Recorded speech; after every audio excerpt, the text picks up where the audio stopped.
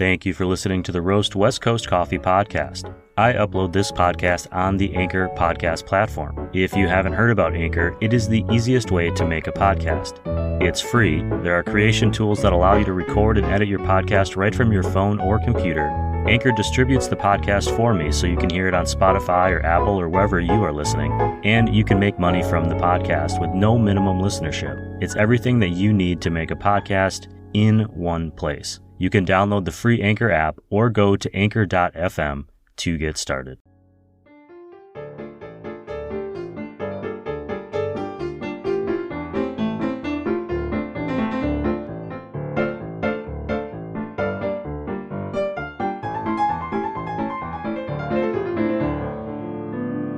Good morning and welcome back to the Roast West Coast Coffee Podcast. I'm your host, Ryan Wolt, and today we're going to get coffee smarter by talking to Jay Ruskey of Fringe Coffee and Goodland Organic Farms about climate change. Let's start by getting a few things on the table. There is no way for Jay to fully describe the impacts, effects, expansiveness, or unpredictability of climate change on farming in what amounts to about a 30-minute show. So if you're listening and you think, well, why didn't he say that? Or why didn't Ryan ask this? The answer is pretty simple. The show is only so long, and we're doing our best to condense some pretty big concepts into a fairly concise window.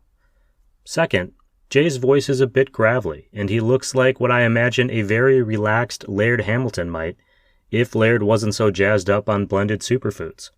3 decades working with the land have given Jay the perspective that comes with time, which makes him such a great resource for us and this show to talk about this very big topic.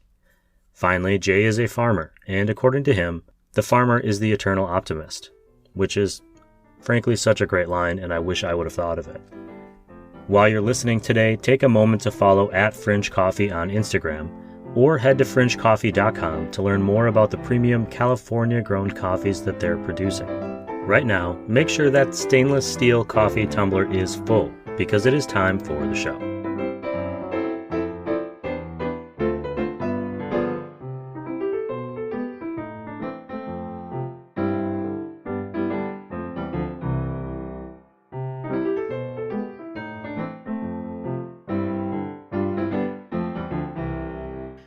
I appreciate you coming back on the show, and I know you're a busy guy and spending some time with us. I'm really excited to talk to you about getting coffee smarter today on the Roast West Coast podcast. Okay, let's see if I can help. Well, if anyone can help, I'm sure it's you, Jay. Yeah. So for this show's purposes, first of all, I'm going to say I'm talking to Jay Ruskey of Fringe Coffee. He was a guest on last season. Make sure we link to that as well. But for this show's purposes, we're going to talk about climate change and kind of how that impacts farming and coffee in general. But I want to make sure that we're talking about the same thing. So when we're referring to climate change, which is this huge, broad thing that no one agrees on, what does that mean to you, Jay Ruskey, as a farmer and a coffee professional? And, how big is this or how small is it to you? Thank you, Ryan, for having me back. And yeah, definitely climate change is a hot topic, pun intended. It's like I've come personally to the point where I accepted it years ago. So now I have a stance where I have to the way we farm, the way we do things is like try to figure it out. And so I'm done kind of debating it a bit. And so that's what Fringe is doing a lot of, building resilient food production systems, especially with outdoor crops. When you're outdoor crops, you're every little thing kind of has an impact on not only your crops, but your the people who work on those crops. So there's a social issue regarding that. For me, it's not about everything just getting hotter and drier. It's a disruption in the seasonal flow, daily flow of the environment. I've been now farming for 32 years. And so I can draw upon different decades, and I can kind of mentally put things into groups 1990s, 2000, 2010. And so I've seen the changes, mainly wind patterns. So I dwell on wind a lot right now. When I started coffee, I was always worried about the frost and the cold weather, because that's kind of a threshold that we worry about with coffee and avocados and lemons and everything, is like trying to take advantage of this coastal Southern California environment to find frost-free environments, because they're subtropical and tropical plants that we grow with irrigation. But then over the last 3 years specifically, it's the environment has been windy in Southern California. We get these like Santa Anas that are traditionally a fall event that are dry and coming off the offshore. And we have sundowners, which are similar to that in the Santa Barbara regions. And those are dry events. And usually they're like a day or two, but we find that they are longer, drier, stronger, and they're almost year round. And so one of the things I do daily is, or when we design systems, is dealing with wind. So there's a whole bunch of ways we can define climate change, and those are kind of my top thoughts regarding how climate change affects me and what I think about. Sure, you mentioned it's a disruption. Our interview today was actually delayed because of a wildfire in your area, which I think is, I don't want to say it's good for the show because it's terrible for everyone, but it's also interesting that we're talking about this today. Is that something that's happened to you more recently, or you just mentioned looking at farming over the decades? And you've mentioned to me previously on our previous interview that you think on a longer timeline than most people because of your farming experience. I shouldn't say most people, but just farming requires that you think on a longer timeline. Is it getting harder to predict what that weather pattern or what those disruptions will be in the future? I'm going to go backwards on that one. So, no, I can predict it'll be disruptive in the future. That's fair. Fair answer. I think that's what resiliency is. And I know now that's going to be the new word we overuse, but I'm trying to farm resilient. I teach my kids to be emotionally resilient too. Like there's all these resiliency features, which means I think regarding agriculture, one of the things I've learned from Dr. Kelly Kalori, who was here the other day from the Bren School, is we've worked on our food system to be as efficient as possible. Monoculture is one of the ways, and so then if we get some environmental anomaly that comes along, it disrupts that system drastically, almost to the point where it fails. And so the traditional way of us trying to make our food system as efficient as possible, we need to now make it as resilient as possible. Because if something's going to fail or something's going to be a important variable that changes, we need to be prepared for that. So there is that. And I go back to you started off this question with fire. I've been touting that if you want to be a farmer in Southern California, you have to have some firefighting skill sets. And in fact, I even have my county gives our farmers special agriculture passes for catastrophes to help the firemen with the fires, because we are a part of that. We go through training. And that's a resiliency system. And the community really enjoys the agriculture belt, because it's the agriculture belt that protects the urban population. So there's something to be said, having that agriculture really supports not just the food system, but a buffer to the community. Going back to my wind comment, one of the things that fire really likes is long, dry, hot winds. And where there's wind and fire together, it moves quickly. And so if you reflect in the last 15 years, and compared to the first 15 years of my farming from 1990 on, I didn't have a single wildfire, or I had a couple of little things. Now Santa Barbara County has had some historic fires. So it's part of it, And I realized in the last fire, my wife was like, oh, here we go. Your phase 1 fire. We have all plans executed on getting these things, and we're all calm. Everybody else is running around, but we're like, oh yeah, we've been through this before, and we're emotionally a lot calmer than we've ever been on these things. And so we've matured and learned to live with it. So it is one example, and I think if we're going to extremes, I think we'll get fire. I think we'll get, from what I can tell, on at least locally, that means there'll be some longer, drier events, but when we get rain, we'll probably get heavier rains all at once. So that's another example of how I've repositioned my thought process in the long term. Is when I built this last coffee block, which is our special hybrid block, I put a big drain in. And everybody's like, well, you put a big drain in? And I was like, well, because when it rains, I'm not going to prepare for the 50-year storm. I want to prepare for the 100-year storm that's going to come twice as often as we think. So it's kind of another example of me building my farming system, thinking about what type of disruptions I'm going to get. You said something earlier about growing coffee outside, which is what you do. You've been creating a network of other farmers throughout Southern California. Do you envision a future in which we're growing coffee inside, like there's some modern tech companies that have created indoor farming systems? App Harvest comes to mind. Is that something that you guys have looked into, or you're thinking about, or you see in the future, or is that not something Fringe is looking at just yet? Well, I mean, we start our plants in a controlled atmosphere. So all our seedling stocks, we've been doing some hybrid development. We do tissue culture, and I've grown some coffee indoors. But perennial crops at this point, unless you get some extreme prices, it's not an affordable way to grow crops because of the cost of the infrastructure for the greenhouses. Somewhat modified greenhouses maybe somewhere in the future with tunnels and things to kind of give you not where you're pumping in cold air and hot air where you're controlling, but you kind of buffer the system to protect yourself. So there is that. We have explored that. Currently, we use like avocados as creating these environments. I think it creates a better tree, having more layered system because there's more biodiversity below the soil, above the soil. Right now, I think it makes a better cup of coffee. I think when you start introducing controlled atmospheres, it feels like whenever we modify a growing system, we solve one problem and then create some more. And it's kind of fascinating whenever we tweak anything. I'm always like, oh, well, we solved it. Now we need to be very careful. Don't just sit back, say we solved it, everything's great now, because something's going to sneak up that you didn't think of. You may bring like coffee into like a shade house and tunnels, all of a sudden ants show up. You're like, where are all the ants? Oh, they like the environment too. And then you're dealing with ants.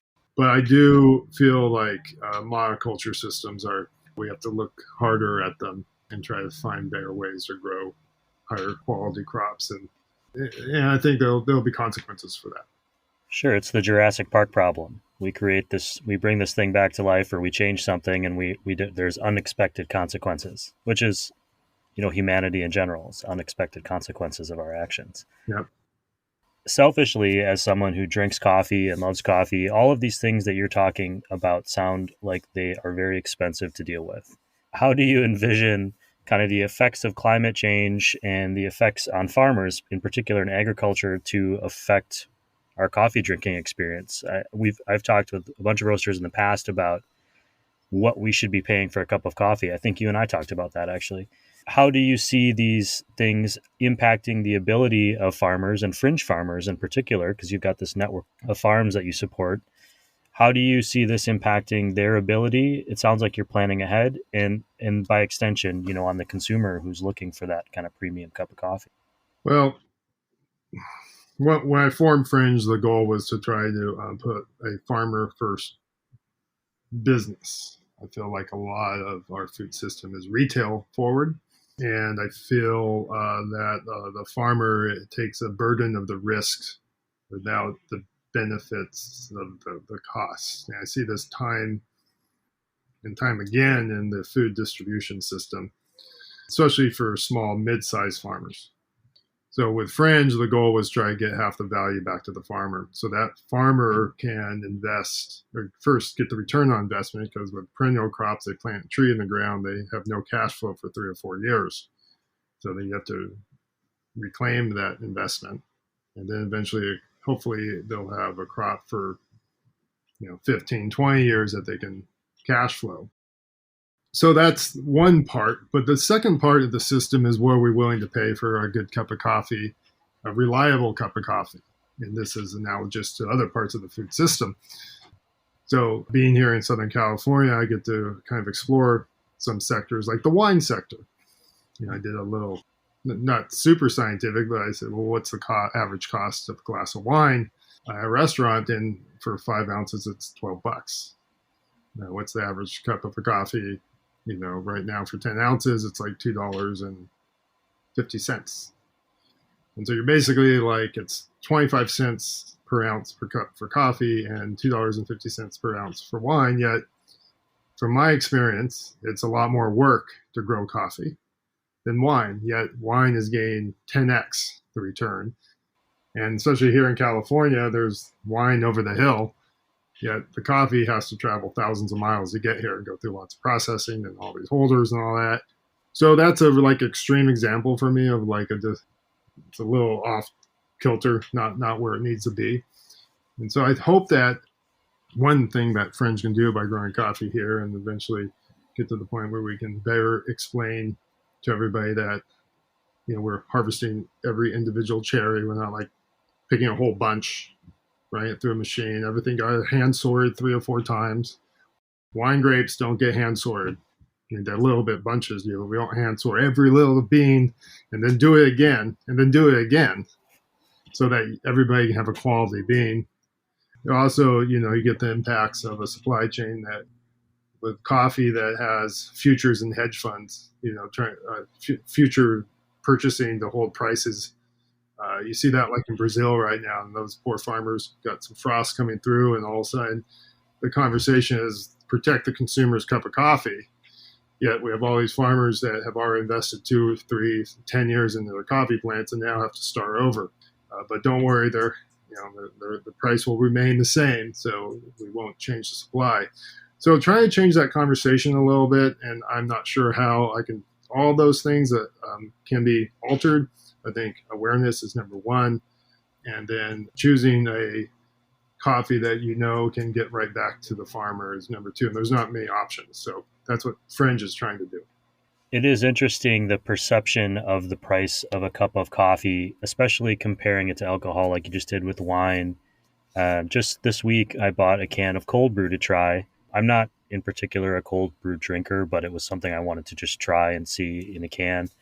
And it was delicious, but it was like $5.50, maybe $6. And I thought, well, this is really good, but I wouldn't pay that normally. It was just my immediate reaction as someone who drinks coffee and cares about coffee.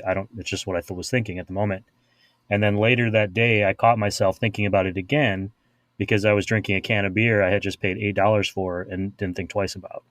And so I started to think to myself, well, this experience is relatively the same. Why do I not question it for this beer and I did for this cup of coffee in the morning?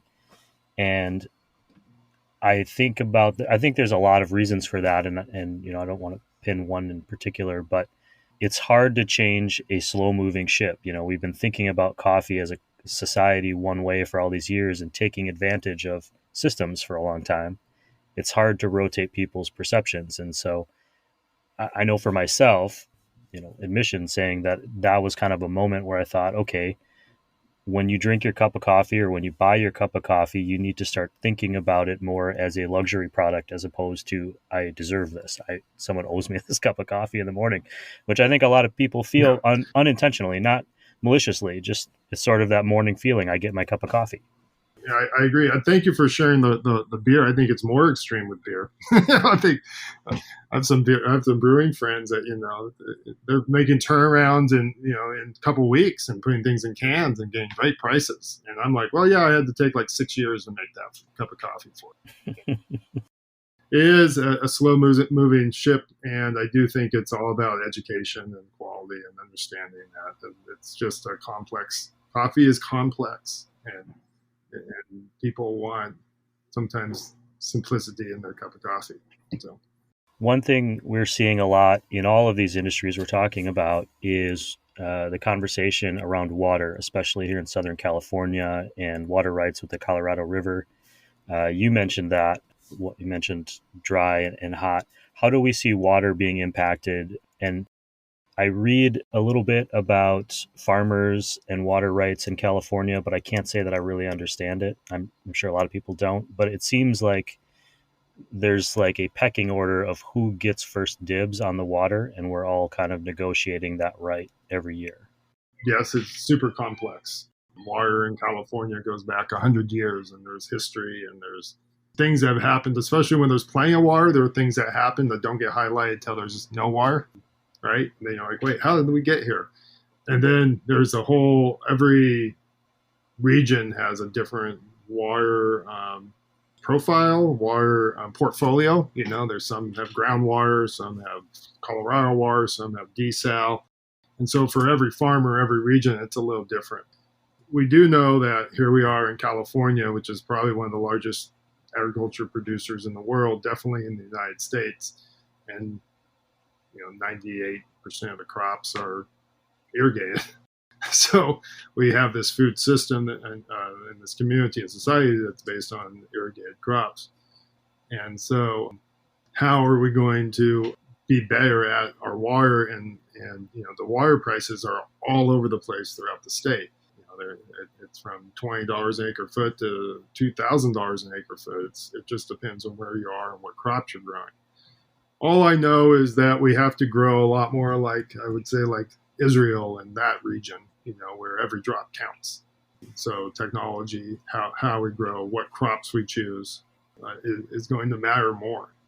I do think California has a pretty good infrastructure for capturing and gathering. It's both the natural geology of the Sierras and to some of the systems we've created. But as we go through these more extreme changes, effective rainfall, where it rains and it's effective enough to us be able to benefit from it, is going to be key. And when those benefits come in, how we cherish it and take care of it. So those are some very general high-level discussions about how we need to approach water. Northern California specifically, I know, is in trouble because they don't have the same infrastructure as Southern California. And in Southern California, again, like myself, like in Santa Barbara, our Lake Achuma is at 49% capacity, which is two years left of water supply because of the unique nature of this lake. In 2016, we got down to 6%. So we're not this region's different. But if I go 150 miles north, I know there's some people that are won't be able to farm if we don't get average rainfall. I think we need about 130 to 140% of the average to get back to normal. It's a very fascinating time, but I'm worried, but I've been through some droughts before. And so somehow we seem to find some ways to get through it. There's that resiliency thing. I think one thing you said that I think is kind of important, and you mentioned this earlier too, is being able to preserve the water that we're receiving effectively. So if we get that 100-year storm or that 50-year storm, is that water all just washing away, or are we collecting it? Are we preserving it and then using it efficiently? I think is part of this process. I would ask you just if you have any thoughts on changing climate, and from your perspective, efforts that can be taken in agriculture to kind of improve or slow down the problem, or if we're just kind of reacting. I mean, I think we're definitely always reacting, right? So I think there's always this moment of correction. We see this in markets. We see this a lot in systems. We used to see this a lot in the early days of growing avocados. We would grow avocados and start gaining some valleys and some extreme areas, and a frost would come through and then wipe out those trees, and then we can't grow there anymore. We may find that a little bit with our water supplies, we kind of asked a little bit too much of that given region for water, and we may find that those places aren't appropriate to get through this time. So there'll be this self-correcting of what regional food production systems really work, because I think we got a little ambitious on some of our plantings on different crops throughout the state. So I think that's the first shift that we're going to kind of see. I do see technology coming into play a bit, both real technology in managing the water, when to turn water off, those types of systems. And I feel like what we're doing on our small scale is trying to build better soils for holding water and being more effective. So we've been doing one of the things with avocados and coffee, the leaf layer from the avocados, build up organic matter for the coffee. We'll even bring in mulch in our early days so that when we do irrigate, the water stays in the root zone and it's better absorbed by the plant. So this concept of making more effective water goes from the granular scale around the plant and the rhizosphere of the plant all the way to the delivery system of the water to the farm. I'm shaking my head because it's so complicated, and yet something that we've been farmers have been doing for decades, centuries even. As a farmer, do you have to be an optimist or a pessimist or somewhere somewhere in the middle to survive kind of emotionally? Oh, you have to be an optimist. The farmer is an eternal optimist, right? And then you also have to be able to like not think like a problem's going to beat you down. Problems like, oh, I got a new problem. Let's go figure it out. I think that's what makes the successful farmer is understanding complexity, simplify complexity, and then finding problems as a sometimes welcome challenge. So if I reflect on some of my the farmers that mentored me in the past, that's what they like to do. What about Fringe? Is there anything with Fringe going on that we should know about, or Fringe Coffee, Goodland Organics, that you wanted to share today? We made it through COVID. So that was been my celebration for the last 6 months. It was. My farmers would have made it too, but as the supporting infrastructure and system, I think that was key for me. And appreciate all of my farmers out there, or all the Fringe farmers that have committed to get through this strange time in our society. I feel like coffee is more important to people than ever now, and the consumers actually brought coffee home a bit more, and they seem to be a little more sophisticated towards how they're brewing and caring. And I think that's a great thing for coffee in general. Fringe itself is trying to now, as we prepare for the next couple of years, where we're really going to, a lot of the farms are going to start coming into production. So I'm doing things to prepare for that. We're going to be testing some brewing and some coffee experiences coming up. So maybe here in the Santa Barbara areas, I kind of bring the coffee to the consumer. So I'm beginning to play around with like more of the tail end of the process. And I'm super excited about what we have. I'm super excited about the coffees that are coming forward. I do think that the pandemic kind of closed the door on whatever wave of coffee we were in, third, fourth, fifth. And I think we're into a new approach to coffee. So I've been calling it the coffee experience. What's the new coffee experience? And hopefully it involves friends and family and loved ones and enjoying coffee, but respect the brewing process, which respects the bean. So I'm kind of playing with that. And then Fringe is committed to find unique ways to reaching out to the consumer to continue to educate them about how it's grown and how complex it is, and why you should pay a little bit more for your cup of coffee. I know that you guys, when you mentioned experience, you were doing some farm tours, and one thing that the pandemic left a lot of time for was to start preparing for a future where I didn't have to think about COVID when I was traveling. We've kept our travel pretty minimal here, my wife and I. Right. But we actually kind of circled that Santa Barbara area, and we're like, well, it'd be fun is a Fringe tour on our way out camping or something. So I wanted to share with you a story before we finish up today, which is I told you last time we spoke about the lime tree that we had, and I wanted to update you. We have 3 limes. They're not quite there yet, but we're still committed. We're tending it every day, and we had some issues with like a little leaf problem, gnat, that we had to deal with, but it's not the same as what you're doing on a grand scale. But I feel empathy for any farmer because of the work that I've put into this lime tree for the last 2 years. Well, I'm glad you're approaching the harvest, because that's very rewarding. I can't wait to see what drink or food you use with that lime, or those 3 limes. It might be like that first fish that I caught that we put in the freezer when I was 8, and kept it for 10 years because I wouldn't get rid of it. Well, don't do that. Actually, what you should do is just you and your wife go out, pick it, and quickly break it open and eat it together. Just cherish it, and then the second one you can put in the freezer for 10 years. But the first one you should because there's really nothing like harvesting off a tree and consuming it right there. I think a lot of people benefit from that harvest moment. I'm looking forward to it. Jay, I really appreciate you coming back and chatting with us about a very complex topic. And I look forward to the next time we get a chance to chat. Ryan, it's always a pleasure talking to you. And next time you're driving around looking for a campsite up here, give me a call.